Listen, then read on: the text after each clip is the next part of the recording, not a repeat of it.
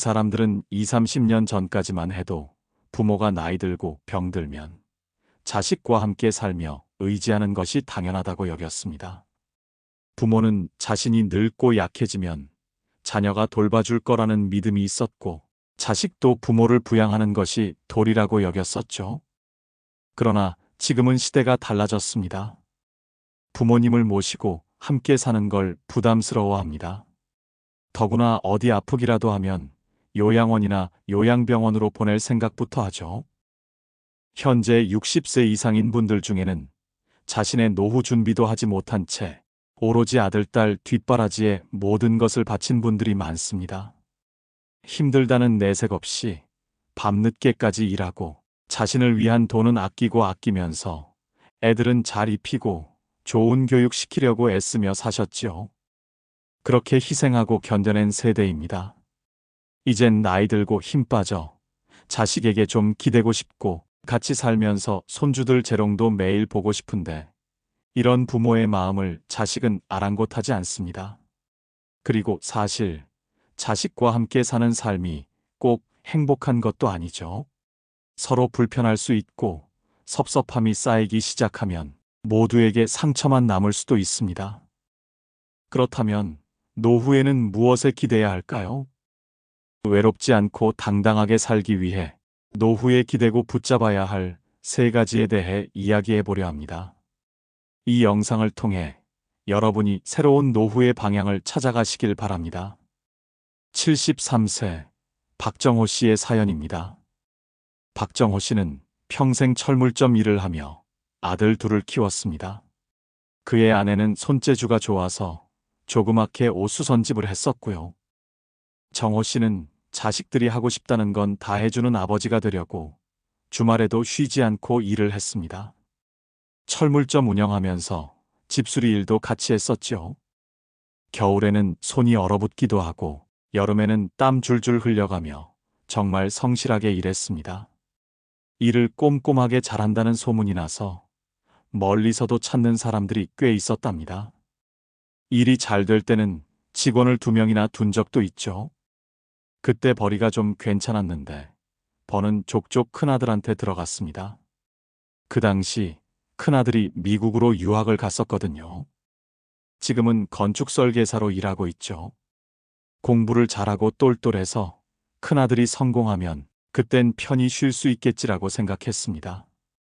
둘째 아들은 축구에 소질이 있어서 그쪽으로 밀어줬는데 크게 되지는 못했습니다. 고등학교 축구부 코치로 있는데 월급이 얼마나 되겠어요.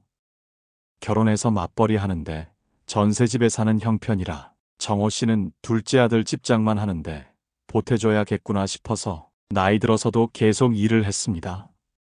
그런데 3년 전 겨울에 출근하려고 집을 나서다가 갑자기 휘청하며 쓰러지고 말았답니다. 이웃이 119에 신고해서 응급실로 실려갔죠. 연락받고 아내랑 둘째 아들이 함께 왔더군요. 아내는 둘째네 집에서 손주를 돌봐주고 있어서 따로 산 지 반년쯤 됐었죠. 이게 무슨 일이에요? 의사가 뭐라고 해요? 뇌졸중이라고 하더구나. 뇌졸중이라면 중풍 말하는 거 아니에요? 그럼 혹시 몸을 못 움직이는 거예요? 의사한테 직접 물어봐. 응급처치는 했으니까 입원해 계시면서 경과를 지켜봐야 할 것 같습니다. 결국 저는 반신마비로 거동을 제대로 하지 못하게 되었답니다. 이후로 아내는 다시 집으로 돌아와 저를 돌보게 되었지요. 그런데 직접적으로 말은 하지 않았지만 얼굴에 불만이 가득하더군요. 남편 병수발하느라 손주 돌보는 재미를 뺏겼으니 그런 것이지요. 저 사람 심정도 답답하겠구나 싶어서 이해했습니다. 그런데 몇 달 후에 큰아들과 둘째가 함께 집에 와서는 충격적인 말을 하더군요. 아버지 재활 치료를 위해 요양병원으로 가시는 게 어떻겠어요? 안정된 환경에서 전문적인 치료를 받는 게 회복에 도움이 될 수 있을 것 같은데. 형이랑 같이 가봤는데 재활 프로그램이 잘 갖춰져 있더라고요. 병원비 한 푼 안 내주고 아픈 사람 신경도 안 쓰다가 기껏 와서 한다는 소리가 요양병원이라니. 저는 섭섭하고 화도 났지만 꾹 참으며 아내를 쳐다봤습니다. 저 대신 야단 좀 치라는 의미였죠. 애들이랑 같은 생각이에요. 나도 나이가 있어서 당신 돌보는 게 힘에 부쳐요. 시설 잘 갖춰진 곳에서 치료받는 게 좋을 것 같아요. 아내는 끝까지 저를 돌봐줄 줄 알았는데 배신감이 들더군요. 이게 끝이 아닙니다. 더 기가 막힌 건 아버지, 이 집은 파는 게 어떨까 싶어요. 저도 형이랑 같은 생각이에요. 아버지 요양병원으로 가시고 엄마는 우리 집으로 가면 여긴 아무도 없잖아요. 괜히 관리비만 나오고 하니까 파는 게 좋을 것 같은데. 저는 옆에 있던 리모컨을 집어던지며 소리를 꽥 질렀습니다. 자식이고 뭐고 다 소용없구나. 버림받았다는 생각이 들더군요. 이후 정호 씨는 요양병원에 입소해서 이 악물고 재활치료에 전념해 회복이 많이 되었습니다. 요양병원에 있는 동안 자식들은 딱 한 번씩만 다녀가고 더 이상 아버지를 찾아오지 않았습니다. 정호 씨는 뒤늦게 후회를 했습니다. 내가 그동안 왜 그렇게 무리하며 내 몸을 혹사했을까? 건강관리도 좀 할걸. 지금은 매일 운동하고 음식도 저염식에 영양소 골고루 섭취한답니다. 살던 아파트는 팔고 여동생 집 근처 작은 집으로 이사도 했고요. 집 팔고 철물점 정리해서 생긴 돈은 자식들한테 한 푼도 주지 않았습니다. 이젠 자식들 뒷바라지는 그만하고 자기 자신을 위해 써야겠다고 마음먹었죠. 그렇습니다. 자기 몸은 스스로 챙겨야 합니다. 아프면 자식이 돌봐주겠지, 배우자가 돌봐주겠지라고 생각하시나요? 현실은 다를 수 있습니다. 요즘은 노부모가 아프면 가장 먼저 고려하는 선택지가 요양원이나 요양병원입니다. 물론 이 선택이 나쁜 것은 아닙니다. 하지만 부모 입장에서는 외롭고 서러운 일이 될 수 있죠. 부부 사이에서도 마찬가지입니다. 남편이 아프면 아내가 아프면 남편이 케어해 줄 거라 생각하는데 그 믿음이 깨지는 상황이 올 수도 있습니다. 그러니 건강을 최우선 순위로 두세요. 노후에 기대고 붙잡아야 할 두 번째 삶의 버팀목은 바로 사회적 관계망입니다. 나이가 들면 신체가 약해지는 것만 걱정하시는데 사실 더 무서운 것은 따로 있습니다. 그건 마음의 병. 그 중에서도 조용히 스며들어 삶의 활력을 앗아가는 외로움이죠. 자식들은 다 자라 각자의 삶을 살아가고 어느새 집에는 부부만 남게 됩니다.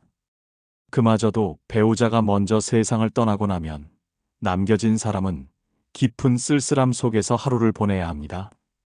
말 한마디 나눌 사람도 없고 혼자서 먹는 밥은 대충 차려서 먹고 맙니다.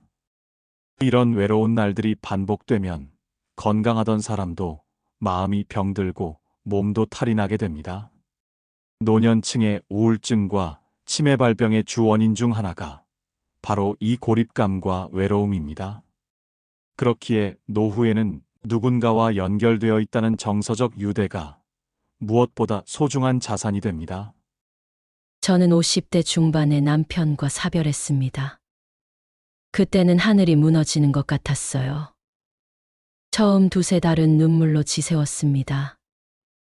그래도 다행인 게 중학교 급식실 조리사로 일하고 있었기에 낮에는 직장일, 밤엔 집안일을 하며 바쁘게 살다 보니 차츰 무뎌지더군요. 일이 있어서 다행이었죠. 그런데 정년퇴직을 하고 나니 진짜 문제가 시작됐습니다. 딸은 결혼해 나갔고 아들은 지방에서 근무하며 연락도 뜸해졌죠. 혼자 집에 남게 된 저는 아침에 눈을 뜨면 오늘은 뭐 하지? 라는 생각부터 들었습니다. 하지만 막상 할 일이 없었습니다. 하루 종일 말 한마디 안 하고 그저 TV 앞에 앉아 시간을 흘려보내는 날들이 반복됐죠. 그렇게 몇 달을 지내다 보니 점점 제 자신이 시들어가고 죽어가는 느낌이 들더군요. 그저 숨만 쉬고 있는 존재처럼 느껴졌습니다. 그러던 어느 일요일이었어요.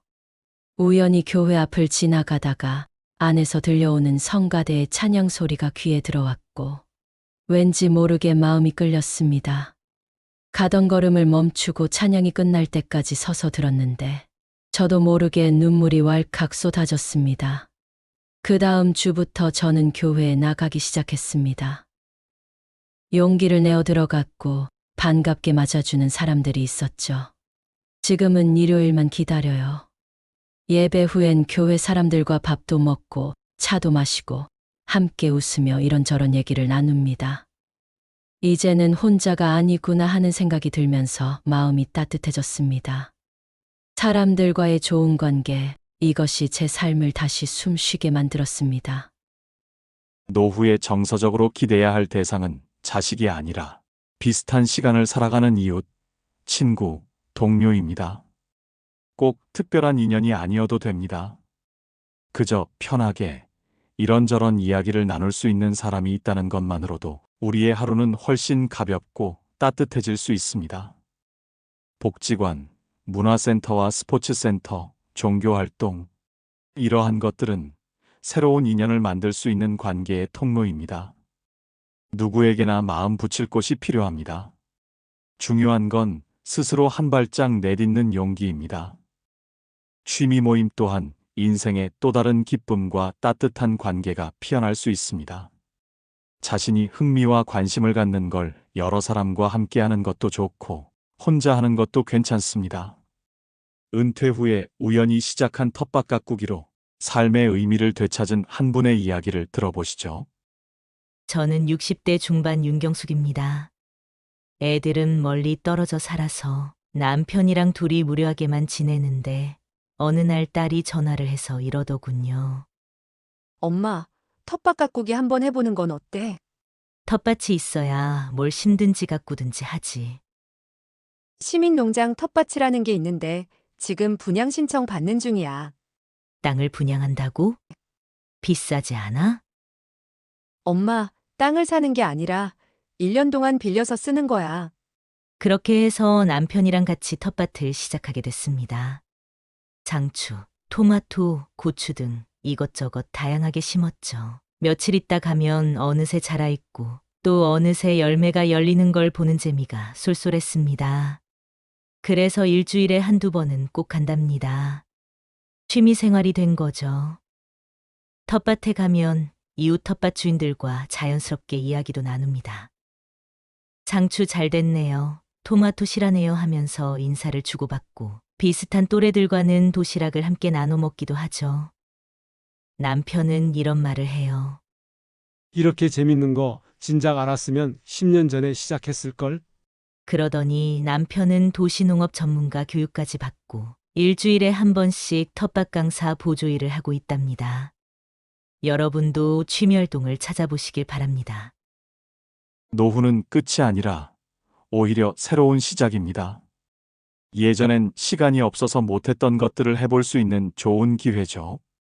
그림이나 악기 또는 공부 등 누구나 마음속에 간직한 한 번쯤 해보고 싶었던 일이 있을 겁니다. 그걸 지금 즐겁게 시작해 보세요. 노후를 지탱하는 힘이 될 것입니다. 세 번째, 적은 액수일지라도 일을 해서 돈을 버는 것입니다. 나이 들어 무슨 일을 해요? 젊어서 열심히 일했으니 이젠 좀 편히 쉬어야죠. 이렇게 말씀하시는 분들도 계실 것입니다. 물론 동의합니다. 쉼은 분명 필요하니까요. 하지만 막상 쉬다 보면 나란 존재는 더 이상 이 사회에 쓸모가 없는 존재가 됐구나. 이런 헛헛한 감정으로 힘들어하시는 분들도 있으실 겁니다. 노후에 하는 일은 꼭 돈을 벌기 위한 수단만은 아닙니다. 삶의 리듬을 회복하고 내 존재의 가치를 다시 느끼게 하는 힘이 되어줍니다. 바리스타로 인생 이막을 활기차게 살아가는 진성호님의 이야기를 들어보시죠. 저는 올해 67입니다. 대학병원 원무과에서 30년 넘게 근무하다 퇴직했습니다. 처음엔 자유롭고 시간도 많아서 좋았지요. 등산 다니고 여행도 하고. 그런데 그게 오래 못 가더라고요. 3년쯤 지나니까 다 재미가 없더군요. 내가 존재하는 의미가 뭘까 이런 생각이 드는 날도 있었습니다. 그래서 소자본으로 시작할 수 있는 사업들을 찾아보기도 했습니다. 그 무렵 오랜만에 연락이 닿은 친구가 있었습니다. 은행에서 퇴직하고 카페를 차렸다며 놀러 한번 오라고 해서 아내와 함께 갔었답니다. 장사는 어때 하고 물었더니 너도 알겠지만 커피 전문점이 여기저기 워낙 많다 보니 경쟁이 치열해. 임대료 내고 나면 남는 게 없어. 다른 걸 하지 왜 하필 카페를 했어? 퇴직 후에 심심해서 바리스타 자격증에 도전했는데 커피라는 게 알면 알수록 재미있더라. 내가 만든 걸 누군가 맛있게 마셔주는 것도 기분 좋고 지금 와서 생각해보니 직접 창업을 할 게 아니라 그냥 카페에서 아르바이트를 하는 게 더 좋았겠구나 싶다. 친구의 이야기를 듣다가 이거구나 싶은 생각이 들었습니다. 그래서 저는 며칠 후에 바리스타 학원에 등록을 했답니다. 커피 향을 맡으며 태어나 처음으로 핸드드립을 해보고 어설프지만 라떼아트도 만들어 보면서 오랜만에 재미있다는 감정을 느꼈습니다. 자격증 취득 후에 카페에 취직해서 하루 5시간씩 일하고 있답니다. 월급은 많지 않지만 통장에 찍힌 금액을 볼 때마다 내가 아직 이 사회에 쓸모가 있는 사람이구나 싶어서 뿌듯한 기분이 듭니다. 일이 끝난 뒤에는 운동하고 독서도 하고 하루가 훨씬 활기차고 가치 있게 느껴집니다. 그래서 친구들한테도 말합니다. 몸이 따라준다면 뭐가 됐든 일을 하는 게 좋다고 얘기해 주죠. 진성호님의 사례처럼 노후에 일을 한다는 건 단지 생계 때문만은 아닙니다. 내가 아직 누군가에게 혹은 이 사회에 필요한 존재라는 걸 느끼게 해주는 경험. 그게 바로 일이 주는 가장 큰 가치입니다. 작은 일이라도 좋습니다. 그 일이 단순 노동이든 기술이든 간에 일을 하면 삶의 루틴이 생기고 자존감이 회복되며 무너져가던 마음에 다시 활기가 돌아올 수 있습니다. 물론 소득이 생기면 자신의 생활에 여유가 생기고 자식들에게 부담 주지 않고 당당히 설 수 있게 됩니다. 경제적으로도 정서적으로도 노후의 삶이 훨씬 풍요로워질 수 있습니다. 퇴직이 끝이 아니라는 것, 새로운 일을 통해 인생 2막이 열릴 수 있다는 것 기억해 두셨으면 합니다. 자식이 내 삶의 전부였던 시간을 지나 이제는 나를 중심에 두고 살아가세요. 가능하다면 일을 계속하는 것이 노후의 큰 버팀목이 될 수 있습니다. 자식에게 기대는 대신 내 삶을 내가 단단히 세워가는 시간. 이게 인생의 후반전을 행복하게 만들어줄 것입니다.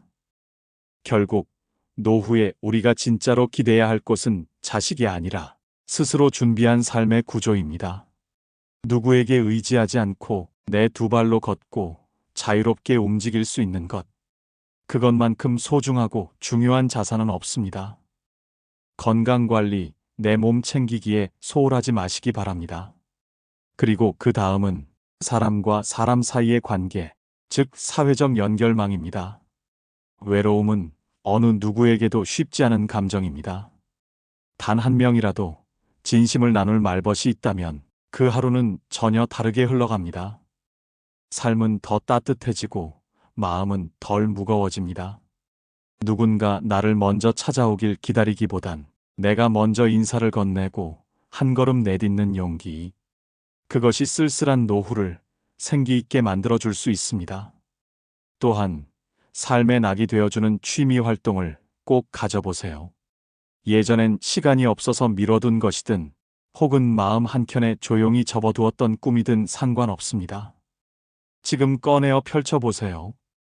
이제는 누군가를 위해서가 아니라 오롯이 나 자신을 위해 살아도 되는 시간이니까요.